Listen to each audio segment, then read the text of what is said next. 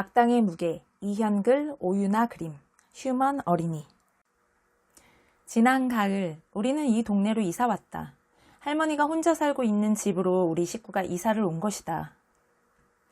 어려서부터 나는 아토피성 피부염이 아주 심했다. 전학을 와도 나는 나였다. 더 이상 아토피가 아니지만 그렇다고 갑자기 잘 나가는 애가 되는 건 아니었다. 솔직히 내가 봐도 나는 주먹이 약하게 생겼고 축구 실력도 별로고 욕도 잘 못한다.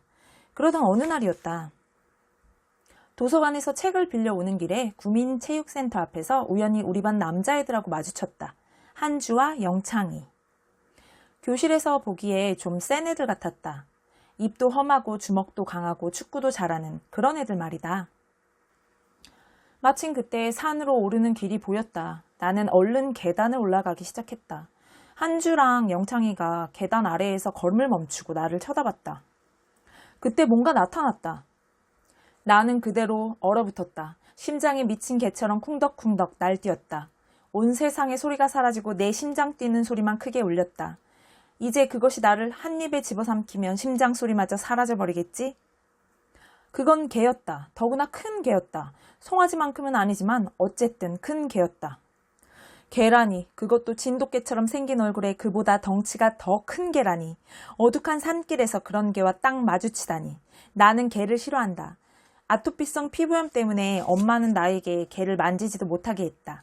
가까이 가지도 말라고 했다. 어차피 나도 그러고 싶은 생각이 없다. 더구나 그 개는 몹시 사나워 보였다. 피도 눈물도 없는 듯한 분위기에다 옆구리에는 끔찍한 상처까지 나 있었다. 자세히 보니 상처가 아니라 붉은 스프레이 자국이었다. 그래도 끔찍하긴 마찬가지였다. 그러고 있는데 나지막한 말소리가 들려왔다. 아, 한주와 영창이 그 애들이 계단 아래에 있다는 사실을 깜빡 잊고 있었다. 나는 혼자가 아니었다. 그래서 다행이고 그래서 문제였다. 개에게 물려 죽을 것인가, 겁먹고 도망치는 꼴을 보일 것인가. 친구들에게 한심한 첫인상을 남기느니 차라리 개와 맞서다 죽었다는 소리를 듣는 게 나았다. 나는 책이 든 청가방으로 다리를 가리며 한 발자국 앞으로 갔다. 컹! 개가 짖었다. 무서워서 숨이 멎을 것 같았다. 죽을 힘을 다해 도망치고 싶은 마음뿐이었다. 하지만 내 뒤에는 한주와 영창이가 있었다. 그러지 말고 개야, 이대로 물러나주면 안 되겠니? 마음속으로 간절히 빌며 눈을 질끈 감고 다시 앞으로 한 걸음 더 갔다. 바스락 소리가 났다. 등줄기를 타고 소름이 쫙 끼쳤다. 나는 뻣뻣하게 선 채 간신히 눈을 떴다. 개가 없었다. 후, 나는 참았던 숨을 소리내어 토해냈다. 아주 긴 한숨이었다. 한주와 영창이가 뛰어 올라왔다. 야, 너 괜찮냐? 그냥 개지, 뭐긴 뭐냐. 빨리 집에 가자, 배고파. 영창이가 그렇게 말하며 먼저 걸음을 뗐다. 영창이가 앞에 그리고 한주와 내가 바로 뒤에서 나란히 걸었다.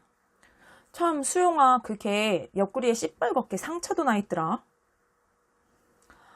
완전 징그럽지. 근데 그거 상처 아니야. 빨간색 스프레이 자국이야. 꼭 문신 같지 않냐? 조폭처럼. 그러게, 꼭 조폭 같네. 조폭아.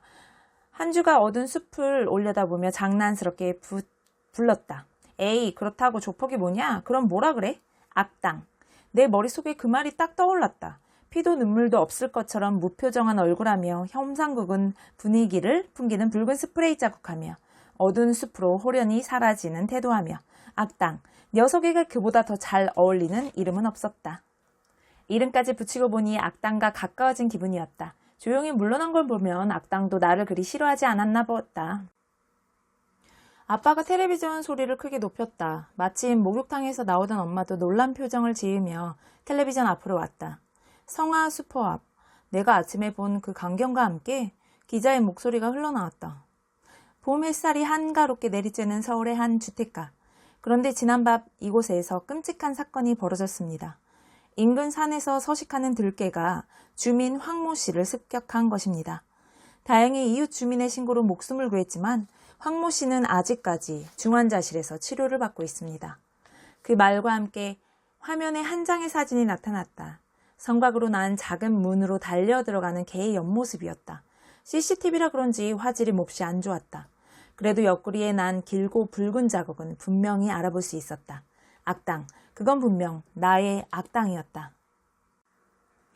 황 사장 아저씨는 환자복을 입고 목에 깁스를 하고 있었다. 무슨 일이야? 저는 내가 더듬더듬 말문을 여는데 황 사장 아저씨가 문득 반가운 표정을 지으며 나를 가리켰다.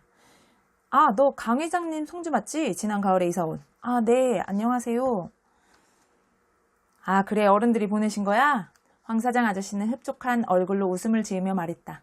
아이고, 우리 강 회장님은 아무튼 동네 일에 어쩌면 이렇게 열심히신지. 이러니 선거 때만 되면 온갖 후보들이 그저 강 회장님 눈에 잘 들려고 난리지. 그래, 할머니는 잘 지내시지? 네, 잘 지내세요. 응, 나도 괜찮다고 전해드려. 상처가 잘 아물고 있어서 수일 내로 태어날 거야. 이거 원 어쩌다 이렇게 개 같은 일을 당해가지고. 개가 뭘 어쨌는데요? 내가 그 생각만 하면 지금도 어처구니가 없어서. 그거 완전 미친 개야. 내가 그날 술을 좀 마셨지. 택시를 타고 집에 오는데 속이 영 안 좋더라고. 그래서 일찍 내려 성곽길을 따라 걸어오고 있었어. 한데 그 미친 개가 성곽문으로 들어오더니만 나를 졸졸 따라오지 않겠어? 며칠을 굶었는지 배는 홀쭉하고 꼬리는 축 처졌고 누가 몹쓸 짓을 했는지 옆구리에 붉고 긴 스프레이 자국이 있더라고. 사람이 든 개는 내가 불쌍한 건 그냥 보아 넘기지 못하는 성미야. 불쌍한 개가 내 뒤를 졸졸 따라오며 오니까 차마 모른 척할 수 있어야지. 먹을 걸 좀 챙겨주고 싶었는데 내 손에는 아무것도 없지. 하는 수 없이 우리 집으로 데려가야겠더라고. 그래서 송화수팝을 지날 무렵에 이리 오라고 달래면서 목덜미를 쓰다듬어줬어. 그랬더니 그 미친 개가 갑자기 덤벼들어서 내 목덜미를 물지 않겠어? 거짓말, 새빨간 거짓말이다. 악당의 꼬리가 축 처져 있는 건 한 번도 본 적이 없다. 배가 홀쭉하든 어떻든 종종 갈비뼈를 갖다 주는 우리한테도 먹이를 달라고 낑낑 운 적 없다. 무턱대고 공격한 적도 없다. 좌우지간 내가 태연만 해봐. 그 미친 개를 그냥 두나. 이 황산태를 건드리고서 무사할 줄 알고? 지역 주민의 안전을 위해서도 가만히 있을 수 없는 일이지. 그렇고 말고 그 미친 개를 반드시 잡아서 아주 거꾸로 매달아 몽둥이 찜질 해줘야지. 저희는 이만 가볼게요. 맞다. 너희 아버지한테도 안부 좀 전해라. 사실 좀 서운했다. 그날 밤에 내가 당하는 걸 다 봐놓고서 병문안도 안 오나 싶어서 말이야. 헌데 이렇게 너를 대신 보냈네. 아버지더러 언제 부동산에 한번 오시라고 해. 내가 한 잔 산다고. 내가 잘못 들은 게 아니라면 그러니까 그날 밤 우리 아빠도 그 자리에 있었다는 거다. 황 사장 아저씨가 악당에게 공격당하는 광경을 다 보았다는 얘기다. 그럼 너희 아빠한테 여쭤보면 되겠네. 한주가 기대에 찬 얼굴로 말했다. 황 사장이 퇴원한 모양이야. 그러더니 글쎄 그 개를 잡아오는 사람한테는 500만 원을 주겠다고 야단 법석이지 뭐냐. 사람이 어쩌면 그렇게 천박한지. 그런다고 개 잡으러 뛰쳐나가는 게 창피하지. 폐지 줍는 게 뭐 어떻다고. 전단에는 악당의 사진이 그리고 그 위쪽에 500만 원이라는 붉은 글씨가 적혀 있었다. 사진 아래에는 500이라는 숫자도 있었다. 그 다음 날도 아침이면 500만 원이 온 동네를 뒤덮였다. 저녁 무렵에는 전단이 꽤 많이 없어지는데 밤사이에 도로 붙었다. 날마다 전달이 늘어나는 것 같기도 했다. 그만큼 관심도 높아지고 있다는 뜻 같았다. 아빠, 황 사장 아저씨가 아빠한테 언제 술 한잔하게 부동산에 들르래. 누구? 황 사장이 자네를 언제 봤다고 술을 마시네 마네 그러는 건가? 네, 전에 이사 오고 나서 어머니랑 같이 동네에 떡 돌리면서 잠깐 인사했잖아요. 오다가다 몇 번 마주쳤어요. 실은요, 황 사장님이 걔한테 물릴 때 저도 그 자리에 있었어요. 가슴이 쿵 내려앉았다. 정말로 우리 아빠가 목격자라니. 그게 무슨 소리야 대체? 할머니는 아예 텔레비전을 껐다. 그날 저도 술 마시고 늦게 들어왔잖아요. 한데 하필이면 황 사장님이 앞에 가고 있더라고요. 바닥에 떨어진 동맹이를 괜히 걷어차기도 하고 난데없이 악 소리를 지르기도 하고 술버릇이 영 고약해 배더라고요. 그래서 가까이 가지 않으려고 일부러 거리를 두고 갔어요. 그러다 성곽으로 들어가는 작은 문 있죠. 그 문을 지나는데 갑자기 개 한 마리가 고개를 불쑥 내밀더라고요. 마치 문 밖을 내다보는 것처럼요. 누구를 기다리는 것 같기도 하고. 아무튼 그러고 있는데 황 사장님이 난데없이 개 목덜미를 덥석 쥐지 뭐겠어요? 그러고는 막 끌고 가는 거예요. 그 나이에 무슨 기운이 그렇게 센지 덩치 큰 개가 그대로 질질 끌려가더라고요. 그러면서 황 사장님이 고래고래 소리를 질러댔어요.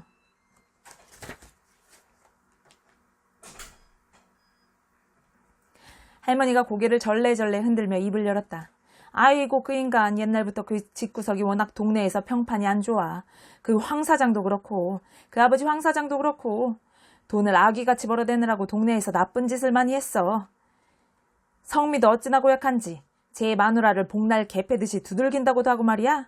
아 맞다. 전에 키우던 개를 때려 죽였다는 소문도 있어. 그날도 그러다가 걔한테 물린 건가 그럼? 네 그렇지요. 한 손으로 목덜미를 잡고 다른 손에 들고 있던 우산으로 개의 등짝을 막 두들겨 패더라고요. 그렇게 얻어맞으면서도 그 개는 낑낑 우는 소리 한 번 안 내고 어떻게든 안 가려고 버티고 그러다 성화슈퍼에서 황 사장이 구둣발로 개 옆구리를 세게 걷어찼어요. 어찌나 세게 찼는지 개가 그만 다리에 힘이 풀려서 주저앉더라고요. 그러고서 개가 일어서는데 황 사장이 다시 발길질을 했어요. 몇 번쯤 개가 위협하듯이 으르렁거렸는데도 황 사장이 계속 그러다 일이 터진 거죠. 개가 펄쩍 뛰어오르더만 그대로 황 사장을 덮친 거죠. 황 사장은 비명을 지르고 그때 마침 성화슈퍼 총각이 밖을 내다보고 뭘 집어던지면서 소리를 지르더라고요. 그래서 나는 그냥 집으로 왔지. 술에 취해서 몸을 가누기도 어려운 데다 그 꼴을 보니 속이 더 거북해서 집에 오자마자 한바탕 토하고 쓰러져서 잤지 뭐. 나는 무척 놀랐다. 황 사장 아저씨도 행동도 놀랍지만 아빠도 마찬가지다. 그런 일을 보고 그대로 집에 와서 잠을 잤다고? 더 놀라운 건 그 일을 여태 말하지 않았다는 사실이다. 다른 사람이 해치기 전에 내 손으로 악당을 떠나보낼 것이다. 악당과 말이 통한다면 이곳은 위험하니 다른 데로 가라고 말하겠지만 그럴 수가 없다. 그래서 내가 악당을 먼 곳으로 데려가기로 했다. 마취제 섞인 고기를 먹인 다음 악당을 손수레에 태우고 가능한 먼 곳으로 갈 것이다. 수용아 어딨어? 안수용! 엄마, 한주 그리고 우리 선생님 목소리까지 들렸다. 그리고 지직거리는 무전기 소리도 들려왔다. 경찰. 악당이 문득 걸음을 멈추고 나를 돌아봤다. 나는 산비탈을 기어 올라가며 소리를 질렀다. 도망가! 어서 도망가! 악당이 내 쪽으로 돌아서며 크게 짖었다. 컹컹. 엄마가 비명을 지르듯 소리쳤다. 악당이 날아올랐다. 내 다리를 앞뒤로 기운차게 쭉 뻗은 채 허공으로 몸을 날렸다. 악당은 내 발을 가운데로 모으듯 몸을 반으로 접으며 바닥에 털썩 떨어졌다. 비탈을 따라 내게로 굴러왔다. 악당이 내 발치에 누워있었다. 나는 악당을 품에 안았다. 처음으로 악당을 느껴보았다. 악당의 털은 까슬까슬하고 숨결은 뜨거웠다. 그리고 묵직했다. 악당은 내가 생각했던 것보다 더 크고 무거웠다. 악당의 눈동자에 깃든 뭔가가 차츰 멀어져 갔다. 마침내 사라졌다. 집으로 돌아와 일찍 잠자리에 들었다. 몹시 피곤한데 잠이 오지 않았다. 어두운 방에 가만히 누워있으니 그날 밤이 생각났다. 컹컹컹. 아빠는 그렇게 말했다. 악당은 누군가를 기다리듯 문 밖으로 고개를 내밀고 동네를 기웃거리고 있었다고. 악당은 누구를 기다렸을까? 감기 때문에 열이 심해서 잠을 설쳤던 밤들이 생각났다. 그래서 이틀이나 학교에 가지 못했다. 그 전부터 아팠기 때문에 닷새나 산에 가지 못했고 일주일째 악당을 보지 못했다.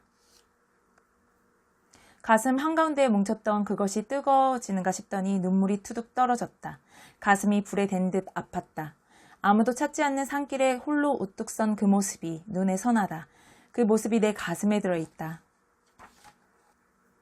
악당의 마음이 자리를 찾았다. 악당이 짖는 소리는 두 번 다시 들을 수 없지만 악당의 마음은 이곳에 있다. 결코 가볍지 않다. 악당은 우뚝 선 자세로 나를 바라보며 우렁차게 짖는다. 처음 만난 그때처럼, 그날 밤처럼 컹컹 컹.